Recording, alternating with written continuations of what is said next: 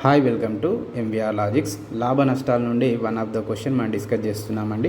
ఒక వర్తకుడు 2 వస్తువులను 500 రూపాయలకు అమ్మెను. ఒకదానిపై 15% లాభాన్ని మరి ఒక దానిపై 15% నష్టానికి అమ్మెను.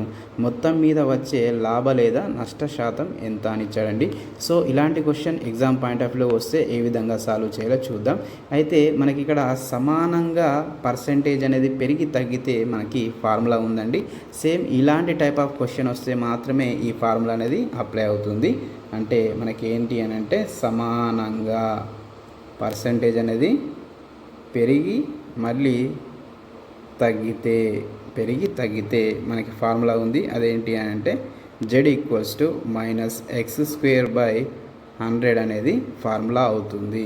సో ఈ ఫార్ములాని బేస్ చేసుకొని మనం ఆన్సర్ని వితిన్ ఫ్రాక్షన్ ఆఫ్ సెకండ్స్లో మనం రాబట్టవచ్చు. దీన్ని ఏ విధంగా రాసుకోవచ్చు? -x² మనం ఇక్కడ -x - x/100గా రాయొచ్చు. అయితే మనకి ఇక్కడ x అంటే ఏంటి అని అంటే మనకి ఇక్కడ ఇచ్చినటువంటి పర్సంటేజ్ ఎంత అంటే 15 కదా. -15 × -15/100 అవుతుంది. సో మైనస్ ఇంటూ మైనస్ ఏమవుతుంది అని అంటే ప్లస్ కదా. అయితే 15 × 15 ఎంత అంటే మనకి 225/100 అనేది వస్తుంది. సో 225ని 100తో డివిజిబుల్ చేస్తే మనకి డైరెక్ట్ 225 వాల్యూ వస్తుంది.